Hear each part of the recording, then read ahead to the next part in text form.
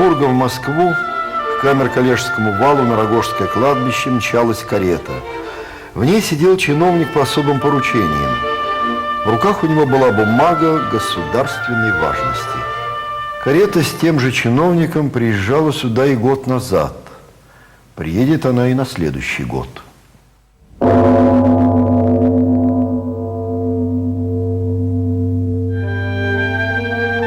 История Рогожского поселка началась с беды, со страшной московской чумы 1771 года. Старообрядцы пришли к властям с предложением установить у Рогожской заставы карантинные пункты, чтобы ухаживать за больными и хоронить умерших. За то, что ревнители старой веры спасли древнюю столицу от вымирания, Екатерина II даровала им эту местность. Вокруг кладбища выросли храмы и поселок. Внук Екатерины, Николай I, забыл о заслугах старообрядцев. И в 1827 году в Рогожский поселок пришла бумага из Петербурга: попов вновь не принимать. Это означало, что община в скором времени останется без священников. Но не тут-то было. Московские ямщики стали часто разъезжать по ночам. И развозили они по домам старообрядцев тайных попов. Приедет такой священник, быстро исправит все требы и уедет неведомо куда. Но неведомо куда это было только для полиции. Свои-то знали, где они прячутся. На Рогожском кладбище. Сегодня тайников, где скрывались подпольные священники, не найти. В Рогожской слободе, которую когда-то называли Старообрядческим Кремлем, многое изменилось.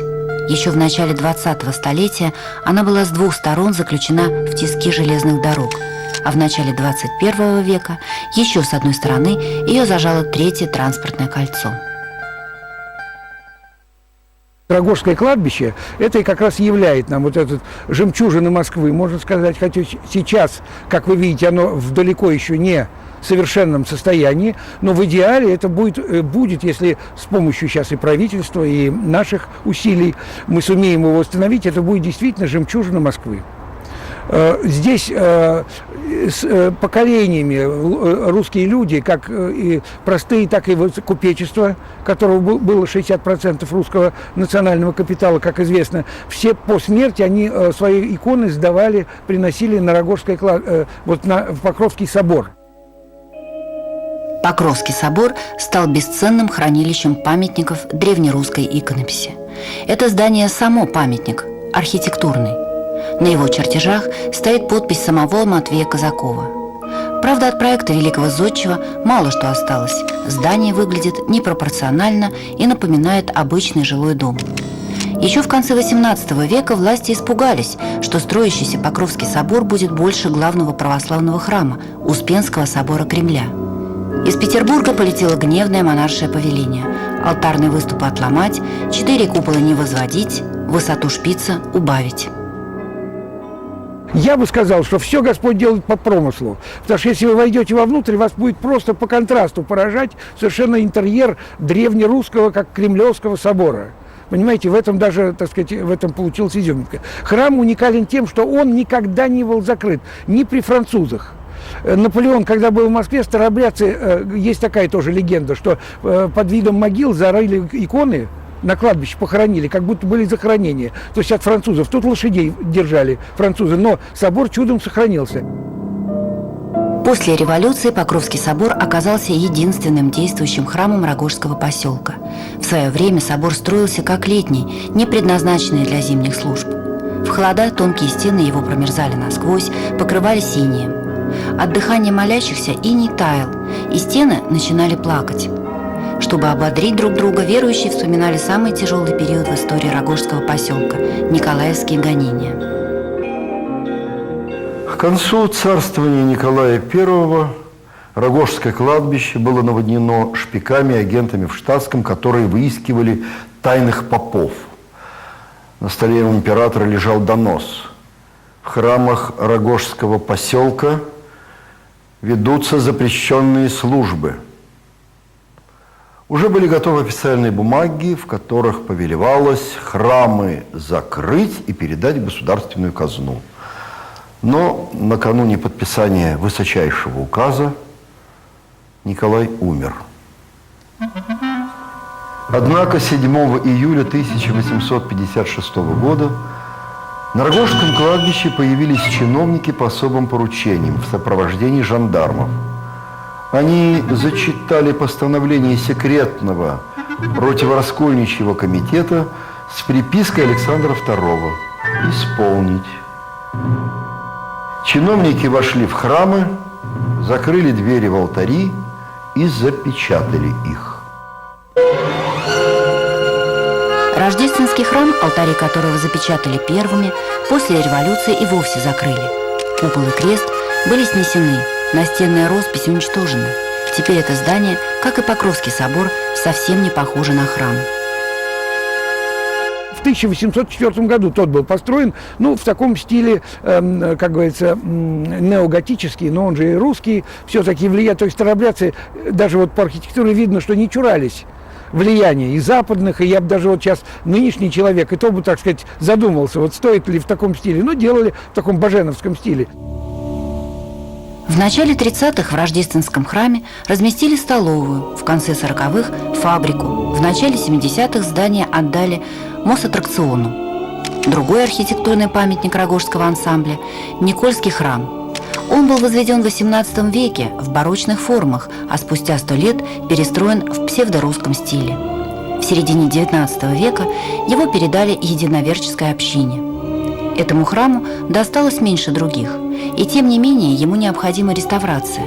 А вот соседнее здание, дом Причта, нуждается уже в серьезных восстановительных работах. От памятника архитектуры второй половины XIX века осталась только коробка из стен. На месте знаменитых Рогожских прудов сейчас стадион. Ключи, питавшие пруды, ушли под храмы. Теперь их воды размывают фундаменты. Потеряло свой исторический облик и само кладбище, где едва ли не каждое второе надгробие было произведением искусства. Старообрядческий публицист начала века Иван Акимович Кириллов, у него есть такое выражение, что пройдитесь по старообрядческим кладбищам Рогожскому и Преображенскому, и вы по надписям на надгробных плитах узнаете историю русской промышленности и торговли. Но сейчас оно сильно из истории вышло искаженным, потрепанным, мягко сказать, потому что эти вот плиты надгробные, мраморные, по разным версиям увозили на строительство метрополитена или там зданий типа Лубянки или там чего-то делали. В общем, многие очень не сохранились. В 30-х годах здесь тайно хоронили жертв политических репрессий. Осенью 41-го расстрелянных военачальников Рычагова, Смушкевича, Штерна, Локтионова. Во время войны в постройки Рогожского кладбища не попало ни одной вражеской бомбы. И тем не менее, одно здание, Воскресенская колокольня, все-таки пострадало от войны. В НКВД разработали план. В случае, если фашисты войдут в Москву, крупнейшие промышленные предприятия и важнейшие здания взлетят на воздух. Одна из 3 минных станций располагалась в Воскресенской колокольне Рогожского кладбища. А еще до войны на верхнем ярусе Воскресенской церкви-звонницы появились люди, которые пришли снимать колокола. Самый большой удержать не смогли. С глухим стоном сорвался он и врезался в землю. Больше его никто не видел. Впрочем, спустя несколько лет один из старожилов божился, что слышал родной колокол. Его звон ни с чем не спутаешь. И было это в Московском художественном академическом театре во время спектакля «Царь Федор Иоаннович». Старику, конечно, не поверили, но померещилось. Захотелось услышать, вот и услышал. Сегодня Воскресенская колокольня, как и все остальные постройки Рогожского ансамбля, нуждается в серьезных реставрационных работах. В 2005 году московское правительство выпустило постановление о возрождении архитектурного комплекса.